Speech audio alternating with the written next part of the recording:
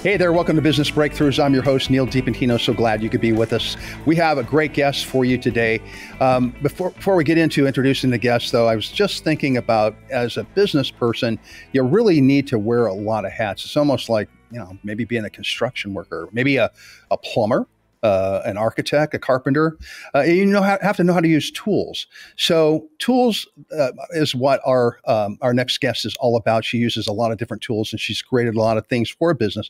The Revenue Maximizer, Profit Leak Plugger.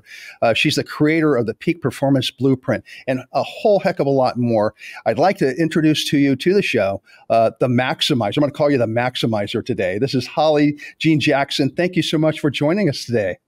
Thanks so much for having me here. I like that. That's a new nickname, the Maximizer. I like Makes me that. feel like a superhero or something. Well, you know what? I'm sure you are a superhero to a lot of the businesses that you work with. So yeah, I mean, that kind of goes without saying. So welcome. Thank you. Yeah, it's great to be here. Oh, absolutely. So we were having a little chit chat right before the show, talking a little bit about, what you're doing, some of the things you've been doing. You've been on some great shows, some great programs, news programs, been on some great podcasts, and I'm honored to have you with me today.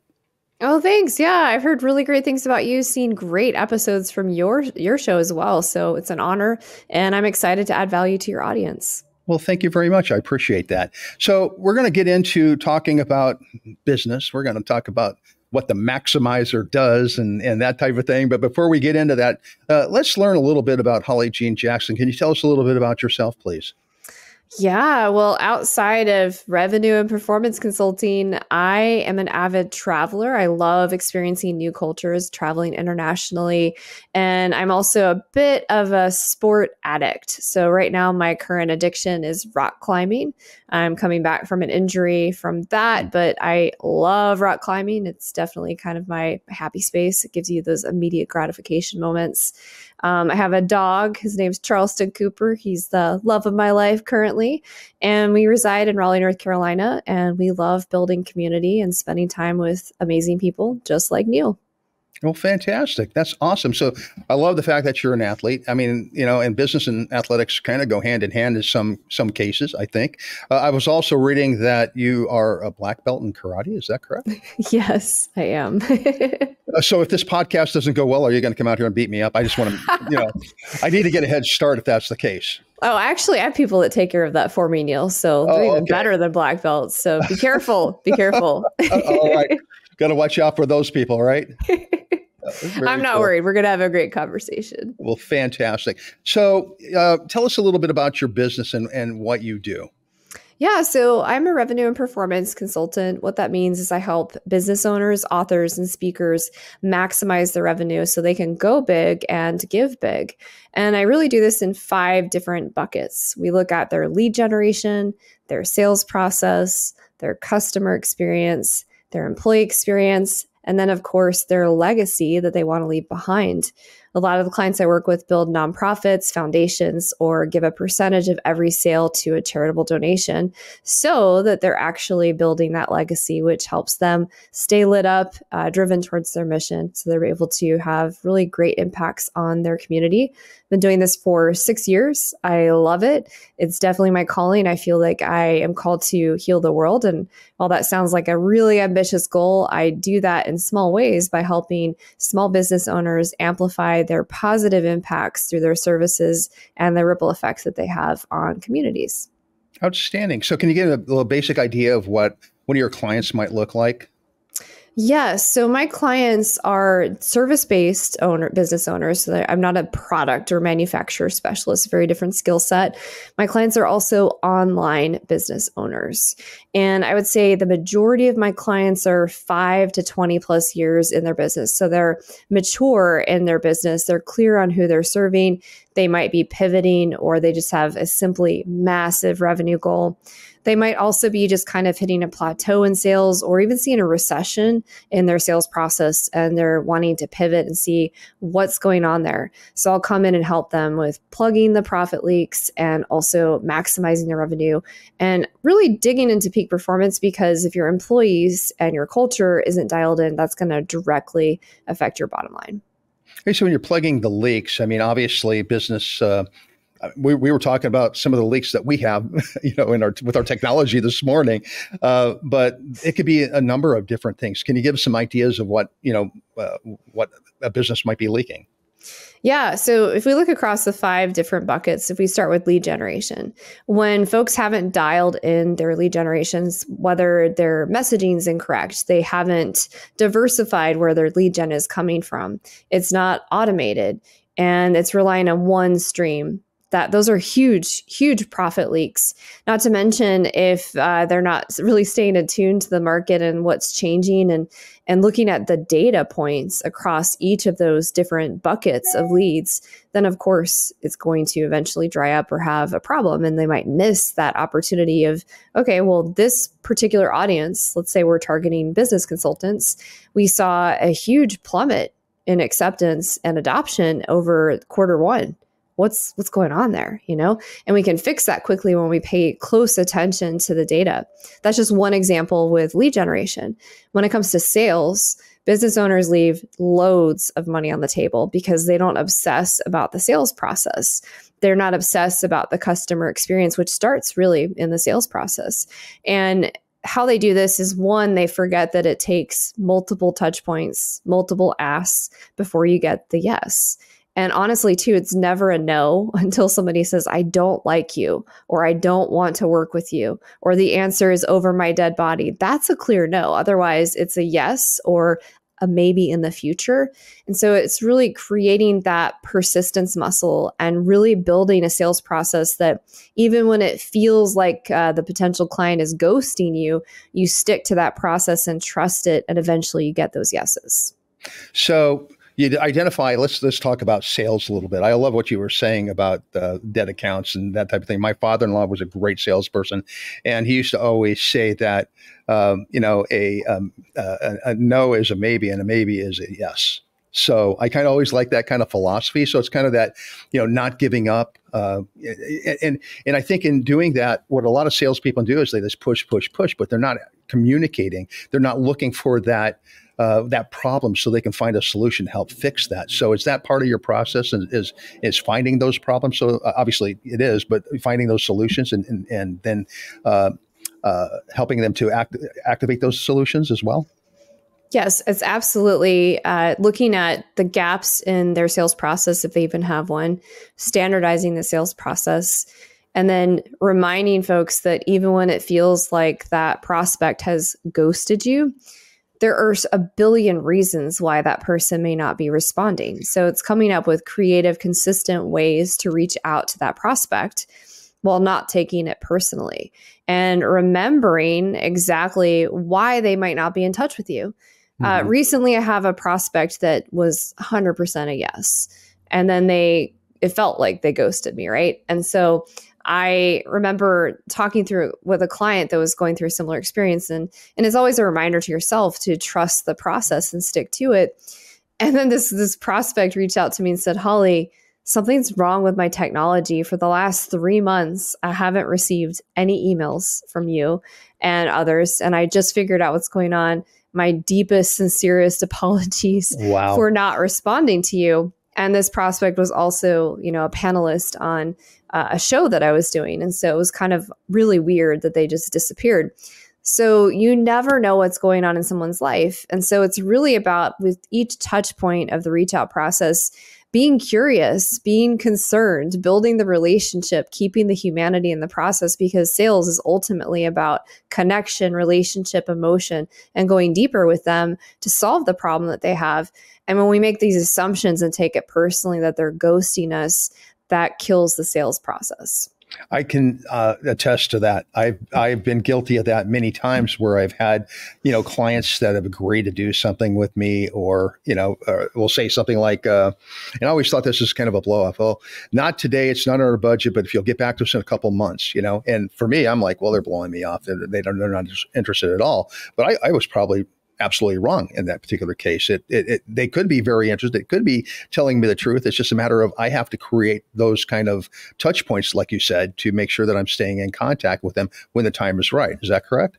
Oh, absolutely. So I had a call yesterday with a new prospect, and she said, like, listen, right now, full disclosure, I'm working with a coach on X, Y, and Z. But I also realize that that's going to be complete in June. And my next thing I want to work on, I think you are perfectly positioned to help me with. Can you tell me what your packages look like, exactly how you would help me with the specific problem so that I can start saving up for that and get started with you in June? I'm like, great. That's definitely a very interested, avid prospect. Yeah. And then another example, one of my clients had a prospect that was on their list for 2 years. They had a sales call, I think a year and a half in, and they said, gosh, this sounds perfect. I'm really excited. This is going to help me with my problem. I'm 100% a yes, but I need 2 or 3 months to get the revenue for that. So I feel confident in this investment and I can focus on that. So she followed up. She followed the process 2 or 3 months later and did some checkpoints along the way just to stay in touch and, keep the relationship moving. And then they said, well, listen, actually I had this other thing come up and now my time I'm really time poor at this moment and I can't really leverage this investment. Can you give me 1 or 2 more months? That's not a no. That's them being honest with you. They need the product. So she followed up 2 months later, and this is one of their best clients. And this client has been with her for 6 months now and has referred 6 clients to her. That's huge revenue. Absolutely. Absolutely. Yeah, I mean, I've actually come across those similar situations where, and we're even here recently with our business, we've had people who have come to us and said, yeah, we're absolutely in. You think they're ghosting you, and then you get in touch with them. They're like, okay, well, now's maybe not the right time. And then the other thing that you said that I thought was really interesting is that, what you have or what you have to offer somebody is not always necessarily the best fit, but sometimes if you make that connection and you're staying in contact with, making those touches, they will look at something else that you maybe you didn't even think about that could be a better fit for them. So they're not gone. They're just looking in a different direction. Yeah. And I mean, you never want a customer that isn't trusting you, that isn't excited to work with you, because that's a loss for them. It's a loss for you and your business, it's a loss for your employees, and it's not going to do anybody any good. So I always have in my calendar, and I call it gold mining appointments, where I follow up with people. If they say, I want you to follow up with me in a week, I'm going to follow up with them in a week. Right. And then when I check in with them in that week, I say, if the answer is still not right now, great. When should I circle back with you? Yeah. And is there anything else I can do to support you in the meantime? I have this, monthly networking event that's a free community that could be really supportive to you. Also, make sure you sign up for the blog because there's amazing content there that could help you get the momentum you need to invest further into yourself and your business. So these things that we do along the way build trust. And I also have lots of folks who've done sales calls with me and it wasn't the right time, the right moment. They didn't have the money. But from that conversation and the value they gained from that, they refer me tons of clients all the time and they've never even worked with me. Sure. Well, I mean, you're not burning that bridge. And then if you actually create that connection with somebody, and make it personal. It took me a long time to learn that. I've been in sales and marketing now for 40 years, but it took me a really long time to understand that really it wasn't about me, it was about them. And I really need to create that personal relationship before I can ever, ever, ever tell them about anything that I had to sell. So it sounds like to me, that's what you're doing. You're just making that connection. You're just deepening that connection, really. Yeah. I mean, if you think about the sales process, especially if you're a service provider in your business, you are essentially building that relationship. And the sales process is simply, they want to go deeper into that relationship. And there's an energetic exchange through the means of money that they're giving you because they trust you and they need help with this pain point that they're not an expert in. And so essentially it's creating this partnership, and it's a beautiful partnership when it's done correctly. I think a lot of people forget that. They just think sales is about numbers and it's about hitting a quota. I hate to remind you, sales is extremely emotional. It's extremely relationship based. It's about connection. And it's certainly about understanding the psychology of your buyer and exactly the pain points they're experiencing and how you can help them. Obviously not lying, being authentic about how you can help them. And if you can't, referring them to someone else who can.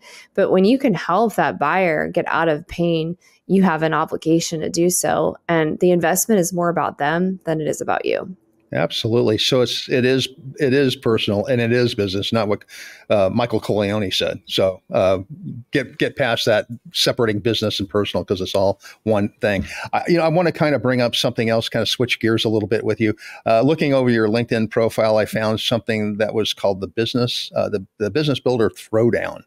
Can you explain a little bit about what that's all about?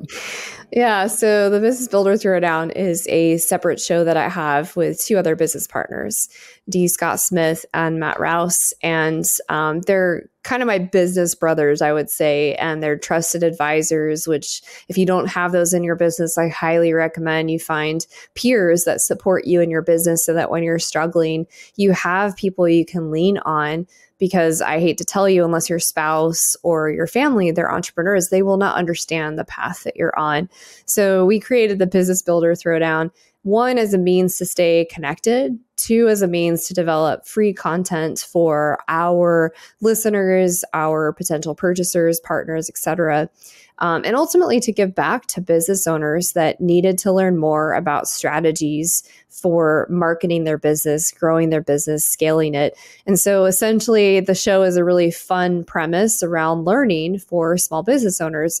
So Matt will take one side of an opinion and I will take the other side, and we will battle it out to see who wins. And D. Scott, who's our ref, decides who wins the throwdown. But the secret is that ultimately the answer is both. Right. So, for example, one show is to tweet or not to tweet. Another episode is content strategy or direct outreach. So you can see the strategies are both necessary, but it's really about which one's going to help the small business owner the most today so that they know what step to take next in their path of growth. That's pretty awesome. I like that whole kind of point counterpoint type scenario, the throwdown type thing. I think I like, throwdown with Bobby Flay, that type of thing. But so is that how long have you been doing that now? I think we've been doing that for about 2.5 years. We've slowed a bit on it. And there's also a shortened podcast that's called 7-Minute Jabs. So it takes like the long form show and puts it in 7 minutes for people that are ultra busy. Fantastic. And so our listeners, we'll talk about it at the end of the show. We'll also put in our show notes. They'll be able to find that pretty much wherever you find podcasts, right? Yeah, it's on all the players. It's available for you to check out when you're in the car, you're at the gym, you're stressed out about business. It gives you some new strategies you can try. It's awesome. I love the concept too, because there's so much stuff on the internet now that, you just don't know what is real, what's not. There's so many claims and everything. And so I think it's kind of a cool idea to have that type of a show where people can take a look at two different angles and maybe decide what's going to work for them. Or maybe, like you said, maybe both sides will work for them as well. Yeah. I mean, if you really listen to the strategies, all of the strategies we share are for business growth, business optimization, business scalability. And so it doesn't matter which one you choose, it's going to work. It's just when you hear the argument on both sides, you can see yourself in each story and you can see based on where you are in your business journey, which one's going to work best for you. Absolutely. That sounds great. So your whole business, idea, your plan, your theory, your process is really about helping businesses to realize their full potential. Is Absolutely. that correct? 100%. Absolutely. Yeah, I want business owners to be able to go big so that they can give back to their communities and give really, really in big ways. But in a lot of cases, businesses really aren't positioned to be able to do that because they're like all over the place. And you described something in your LinkedIn called the Humpty Dumpty. Was it a Humpty Dumpty process or something? Can you explain that a little bit to me, if you would, please? Yeah, so we all know the story of Humpty Dumpty, but you never realize that in that story, Humpty Dumpty never gets put back together again, which is pretty depressing and sad. And I feel like that's kind of how, if you look at the small business community, there's not really a clear pathway or support system or process. Even if you have an MBA, it doesn't really give you all of the clear pieces you need. And so when we look at the Humpty Dumpty model, let's not just throw the baby away with the bathwater. Let's look at the little pieces along the way that felt like stumbling blocks or failures, where we actually learned things that were necessary for your business evolution. So it's looking at those failures, reframing them, learning from them, and then taking those pieces and putting them back together in a way that works for your business roadmap. And that's very customized and personally met for each leader of each business, and depending on the legacy they want to leave behind and exactly the lifestyle that they want to live. And a lot of my clients value freedom as well as giving back to their community. And so we want to put back together Humpty Dumpty in a way that works for them to build that lifestyle based on those values. It's interesting as you're talking, the one thing that I'm hearing a lot is you're talking about leaving a legacy. You're talking about potential in a lot of different ways other than just revenue potential. And I really like that. I think that's interesting because we all get into business for a certain reason. Yeah, we'd like to make a good living, but at the end of the day, we have other goals as well. So that's something you're helping your clients to achieve.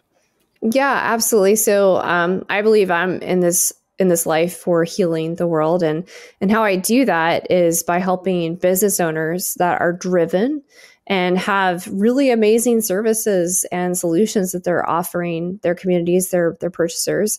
But also quite a few of my clients are developing nonprofits or foundations that their business funds the operating budget for. And so the bigger we can help their revenue grow in their business, the bigger we can give back to their nonprofit and foundation, which is ultimately their legacy and their cause.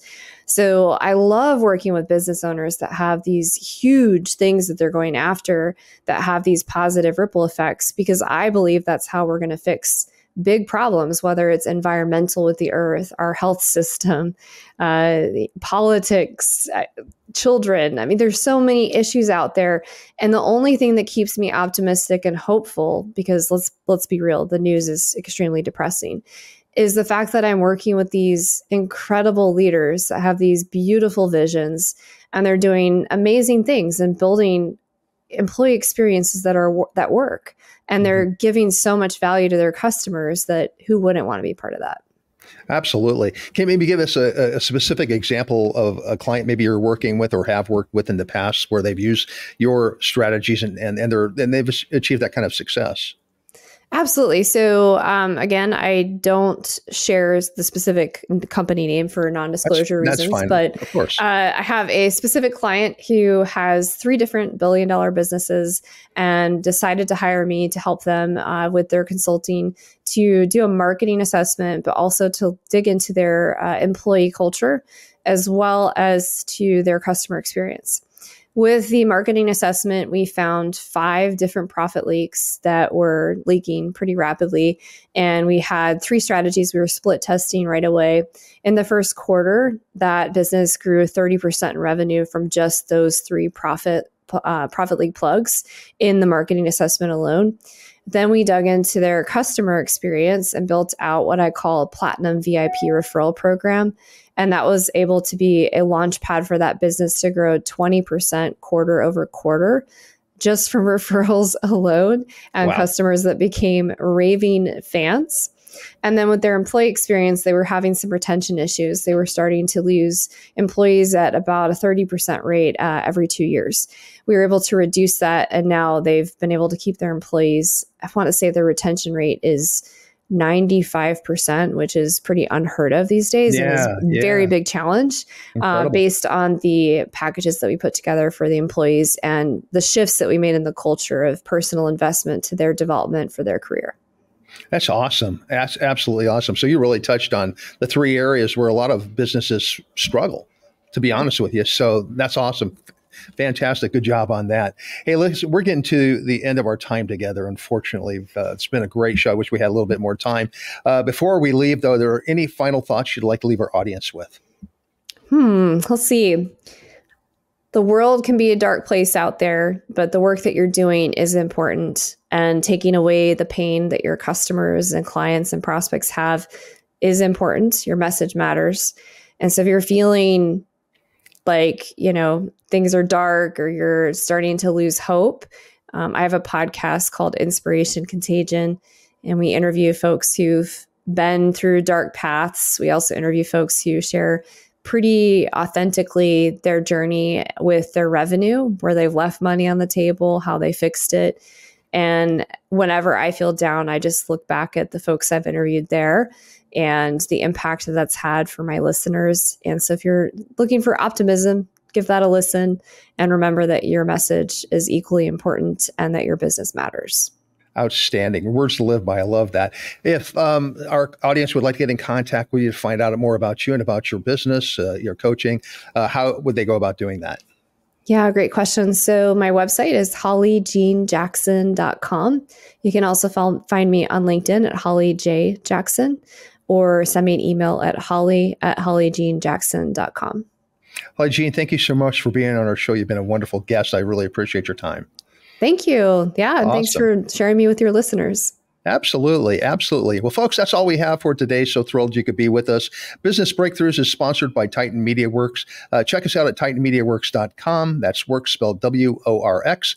And check out all of our other great hosts on the Small Business Delivered Network at smallbusinessdelivered.com. Until next time, have a great day. We'll see you soon. Bye-bye.